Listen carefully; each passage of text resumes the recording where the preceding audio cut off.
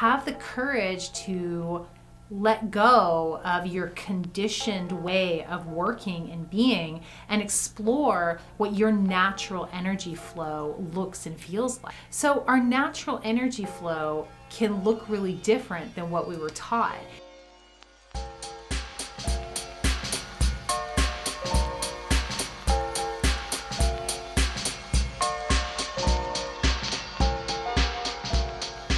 Hi beauties, welcome. I'm Ingrid H. I'm the spiritual advisor here at Corporate Hippie Connection. And today I want to explore this energy concept of let it be easy with working hard. How do those two things come together? And the way I want to talk about this is I want to give you some examples of using some of the work that I do at Corporate Hippie Connection at our headquarters within the team, the core team. Okay, so we have 5 of us who work really closely together. And what I have encouraged us to do, one of the reasons that Carrie, the founder, hired me to come on as a spiritual advisor was to really help the dynamics of our team, to help us work as a complete unit. So much of the time, people are struggling to get something done or to achieve what they want to achieve because they're working against their natural energy flow.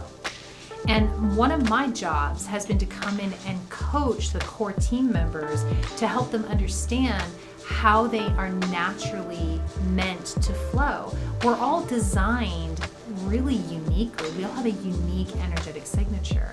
And when I'm contemplating this concept of how do you let it be easy and work hard? How do those two things go together?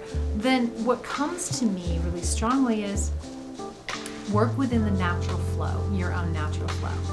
Now, from the time we are taught, conditioned to do things a certain way, to do things in line with the way that everybody else is doing them. But you've already bucked that because you're out on your own. You are starting your own business. You're out there putting out your own creations. You have mad courage because you are stepping out and shining bright and doing it differently than anybody else in your family or in your circle.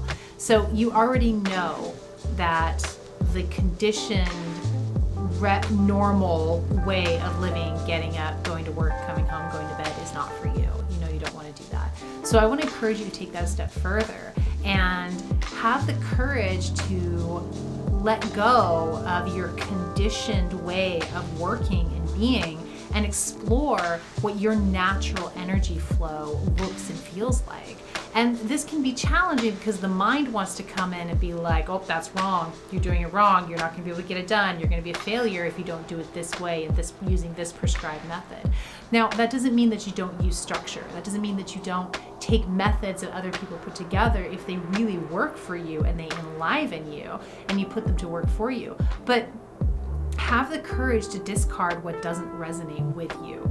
Okay, so our natural energy flow can look really different than what we were taught. It can look really different than what our parents do. It can look really different than what we learned in school or what we learned at our last corporate job. You know, maybe you don't work best at 8 o'clock in the morning. If you're not a morning person, I encourage you not to force yourself to get up early and start getting to work early. I encourage you to get up and take your time moving into the day so that when you hit peak performance at 10 or 11 o'clock, you are self-cared up and energized and ready to go because you didn't force yourself to dive into work before you were really settled into your day. And then of course you can flip that. You know, if you are a morning person, you don't need to force yourself to slow down necessarily in the morning. Get up, take a few deep breaths and dive into what you love. If you're a person who needs a lot of breaks, you can honor that. And as long as you're in your natural flow and you are doing what you love, this is critical. When you're doing what you love and honoring your natural flow, you're going to get done what you need to get done. I have a woman who I work with who she does really well in the mornings And then midday, she's like, nope, I gotta go play. And she does. She goes out and she plays. We did a call from Lake Tahoe yesterday. And then she came back and she gets back into her work routine and she works into the night. So she gives herself that chunk in the middle of the day to just be free and do her, because she knows it's not her most productive time. She works in the morning, takes the time off, and then works in the evening, and she gets a lot done. If you think about it, our normal modus operandi is you work 8 hours. You work 8 hours a day, right? That's what you do at a job. But who in the corporate world really works full on 8 hours a day? If you go to a job where you have to be there from 8 to 5 with a 12 p.m. lunch, you're not working those full 8 hours because you're not at peak productivity those full 8 hours. At best, you're really working 4 hours, maybe 6 hours if you're really on a tear, because that's what the human body and the human mind is designed to work with. That's what we're designed to do. So find out what your peak hours are. Trust yourself to know what your peak hours are. Experiment if you need to, and then commit to doing what you need to do in those peak hours.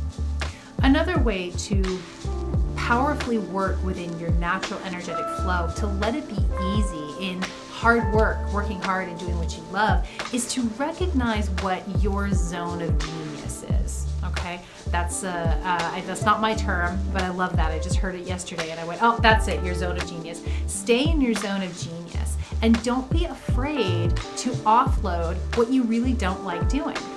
If you hate spreadsheets, it is worth your investment to hire somebody who really likes detailed work like that and to give them that job so that you can stay focused on that high-level strategic thinking that you love to do. All right?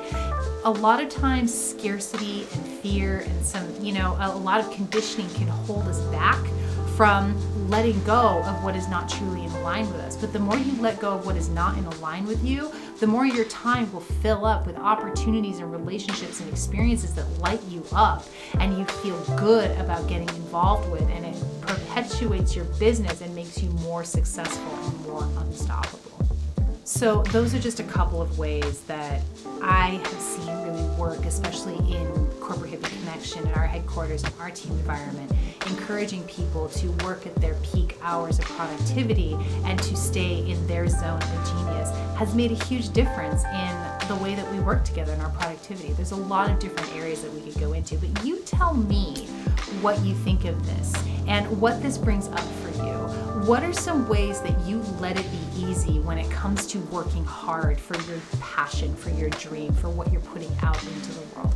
I want to hear. We're learning from each other. Thank you so much for jumping on. Absolutely adore you. Have an amazing rest of your week. I'll see you next time.